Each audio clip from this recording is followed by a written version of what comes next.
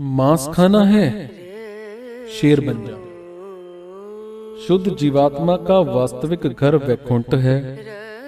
वस्तुतः इस भौतिक संसार से उसका कोई संबंध नहीं है, परंतु जैसे तैसे आत्मा अनादिकाल से इस भौतिक संसार में है और एक के बाद एक शरीर स्वीकार करते हुए भौतिक प्रकृति के कठोर नियमों के साथ संघर्ष कर रहा है। जीवात्मा को ऐसी इच्छाएं और कार्य करते हुए शुद्ध जीवन यापन करना चाहिए, जिससे वो संसार चक्र से मुक्त हो सके। परंतु अज्ञानतावश आत्मा नहीं जानता कि उसके लिए किस प्रकार की इच्छाएं और कार्य कल्याणकारी हैं। इस प्रकार भौतिक प्रकृति उसकी इच्छाओं और कार्यों के अनुरूप बलात् उसे शरीर प्रदान करती है। प्रकृति के द्वारा प्रदान किए गए शरीर विशेष प्रकार की इच्छाओं के अनुरूप होते हैं। फॉर एग्जाम्पल, भालू का शरीर बहुत अधिक सोने के लिए है। शेर का जो शरीर है वो मांस खाने के लिए है।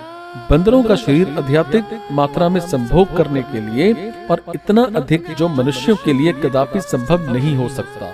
परंतु केवल मनुष्य शरीर ही ऐसा शरीर है जिसमें जीवात्मा आत्म साक्षात्कार कर सकती है, और किसी अन्य शरीर में रहते हुए ये विशेष अवसर उपलब्ध नहीं होता।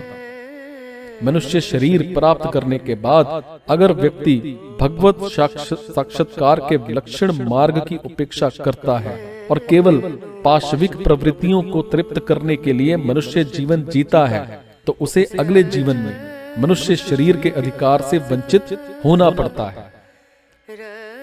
भौतिक प्रकृति कहती है, मांस खाना चाहते हो, ठीक है, शेर बन जाओ।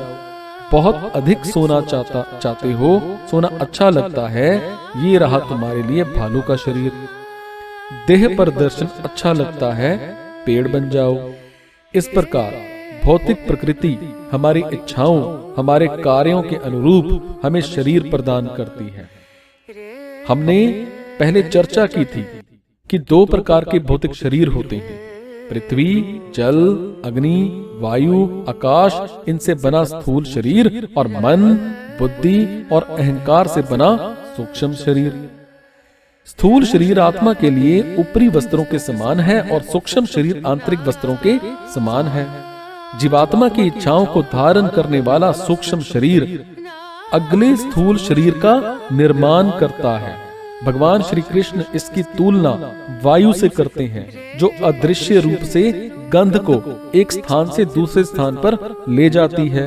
परमात्मा के निर्देशन में अणु जीवात्मा पिता के वीर्य द्वारा विशिष्ट माता के गर्भ में प्रवेश करती है और माता द्वारा दिए गए विशेष प्रकार के शरीर का विकास करती है।